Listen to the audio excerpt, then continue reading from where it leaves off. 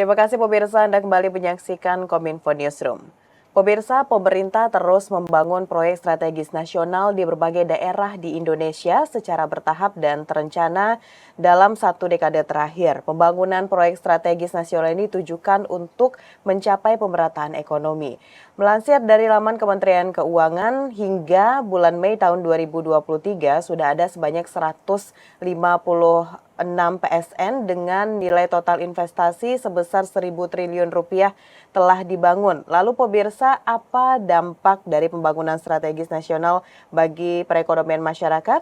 Untuk membahasnya lebih lanjut, kita akan berdiskusi pada Dialog Kominfo Newsroom malam hari ini bersama dengan Kepala Biro Komunikasi, Layanan Informasi dan Persidangan Kementerian Kemenko Perekonomian, Bapak Haryo Limanseto. Selamat malam, Pak Haryo. Selamat malam Mbak Mona, selamat malam Baik, Pak. pemirsa GPR TV. Ya, Pak Haryo, terima kasih sudah bergabung dalam Dialog Kominfo Newsroom malam hari ini. Kita membahas mengenai proyek strategis nasional dan dampaknya bagi masyarakat luas. Pak Haryo, dalam 10 tahun terakhir ini pemerintah sangat gencar kalau kita lihat dalam melakukan pembangunan berbagai proyek strategis nasional. Sebenarnya Pak Haryo, apa tujuan utama dibangunnya PSN ini, dan untuk jangka pendek apakah bisa PSN ini mendorong pertumbuhan ekonomi daerah, Pak Aryo? Ya, terima kasih ya. Jadi saya perlu jelaskan sedikit ya, tujuan utama tadi ditanyakan pembangunan PSN ini. Yang pertama tentu adalah mengatasi defisit infrastruktur. Jadi kalau infrastruktur di negara kita ini hanya 38% dari PDB, sedangkan rata-rata negara maju itu sampai dengan 70%. Nah, jadi kita memang ada defisit di situ. Nah, kemudian dalam rangka percepatan itu sudah dibentuk juga ada namanya Komite Percepatan Penyediaan Infrastruktur Prioritas atau KPPIP yang diketuai oleh Menko Perekonomian Bapak Erlangga Hartarto.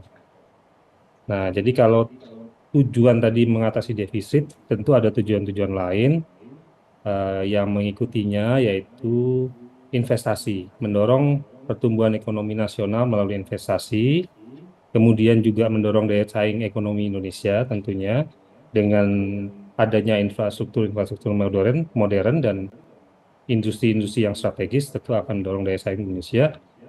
Dan juga jangan lupa itu dapat mengurangi tingkat pengangguran dengan menciptakan lapangan kerja baru. Dan kemudian juga meningkatkan kesejahteraan masyarakat pada akhirnya dengan menciptakan akses yang kepada layanan dasar seperti pendidikan, kesehatan, dan perumahan. Nah, untuk jangka pendek atau saya bisa informasikan ya, dari tahun 2016 sampai dengan 2023 itu sudah diselesaikan 190 PSN dengan nilai investasi 1.515,4 triliun. Ya. Dengan tenaga kerja yang langsung terserap 2,71 juta. Dalam jangka pendek, kita ambil contoh IKN termasuk PSN. Nah, ini wilayah Kalimantan Timur saja, pertumbuhan ekonominya di tahun 2023 itu di atas pertumbuhan ekonomi nasional, yaitu mencapai 6,22%. Dan spasial Kalimantan 5,43%. Nasional cuma di 5,05. Jadi kita dapat lihat bahwa dalam jangka pendek IKN menciptakan pertumbuhan ekonomi daerah di Kalimantan Timur itu di atas rata-rata nasional. Demikian, Pak. Baik, itu adalah salah satu bukti nyata dari manfaat jangka pendek dengan adanya PSN ini.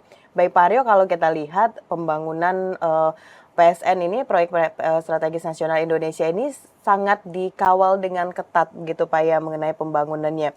Lalu sejauh ini Pak Aryo, seperti apa bukti konkret bahwa PSN ini berhasil memberikan dampak perekonomian bagi masyarakat yang tinggal di kawasan pembangunan tersebut, Pak? Baik, Mbak. Tadi sudah sempat disinggung ya, bagi masyarakat ada penyerapan tenaga kerja ya, yang secara langsung itu 2,7 juta orang. Ya. Nah, kalau secara ekonomi dan sosial ya. Secara ekonomi tadi tenaga kerja, kemudian kita ambil contoh pembangunan tol Trans Jawa, itu tentu meningkatkan pertumbuhan ekonomi di kabupaten kota yang dilintasinya. Nah, itu pintu-pintu tol itu tentu akan secara otomatis meningkatkan pergerakan ekonomi di sekitarnya. Kemudian kita juga bisa ambil contoh PSN Bandara Udara Komodo, itu yang tahun 2022 itu 500.000 penumpang.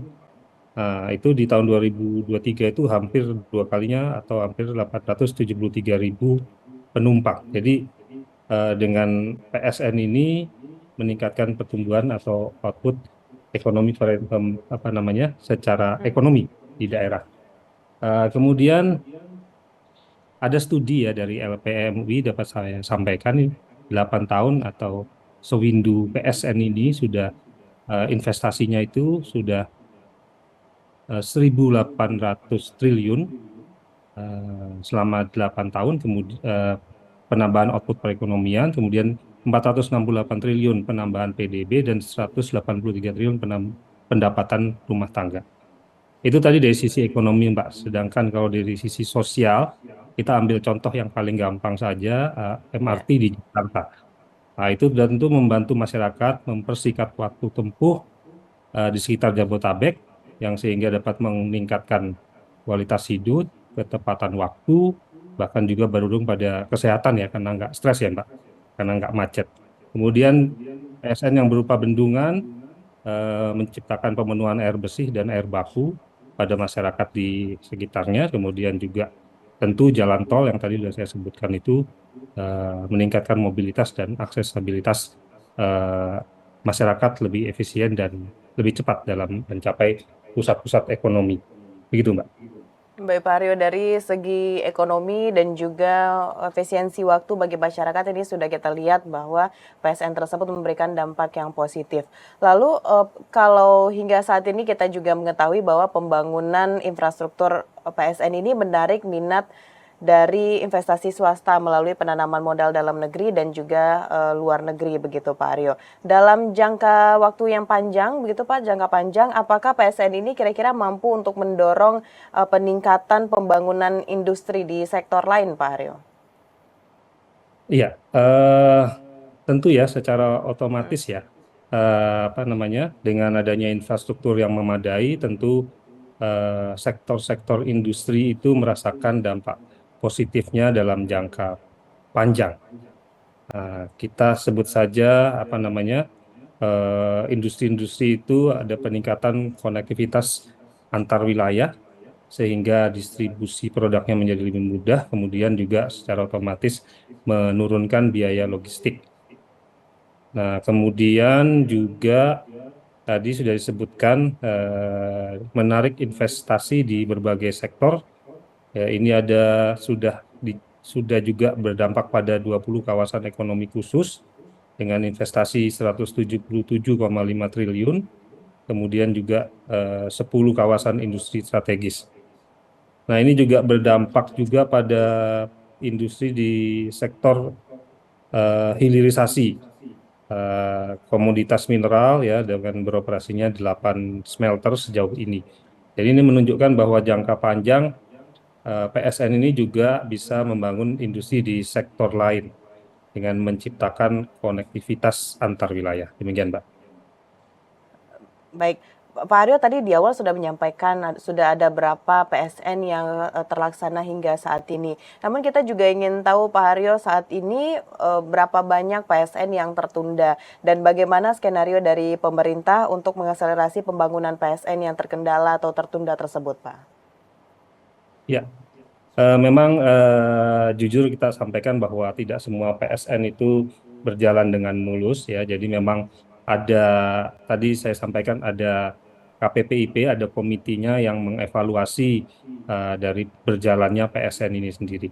Nah, Ya. kendala-kendala yang pada umumnya ditemuin itu adalah yang utama mungkin terkait dengan pembebasan lahan, kemudian juga aspek pembiayaan. Kemudian juga ada permasalahan teknis konstruksi dan juga perizinan-perizinan.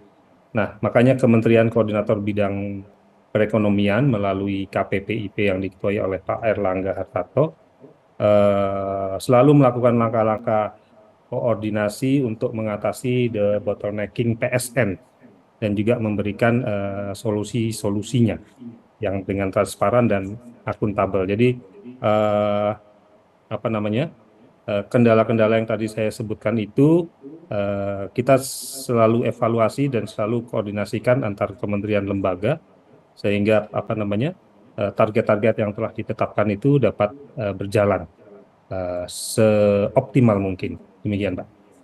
Baik, dari beberapa PSN yang terkendala tersebut, apakah sudah ada yang pastinya itu kita coret begitu Pak, dan kita fokuskan pada PSN lainnya, atau bagaimana Pak Aryo?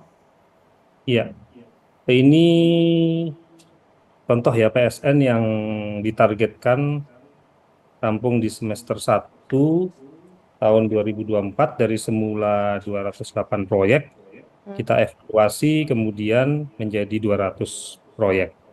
Nah, jadi kita juga tidak menutup mata dan memaksakan proyek PSN, suatu proyek PSN itu bisa berjalan. Jadi memang kita melihat realitas di lapangan atas kendala-kendala yang ditemuin. Dan kemudian apa namanya, jadi dinamis sifatnya Mbak. Setiap Ya. evaluasi itu bisa berkurang dan bisa bertambah. Saya perlu sampaikan juga bahwa pemerintah daerah juga berperan penting untuk memberikan masukan-masukan dan penyelesaian terkait kendala-kendala yang dihadapi. Jadi melalui pemerintah daerah itu juga suatu proyek bisa diusulkan untuk menjadi PSN. Demikian. Baik.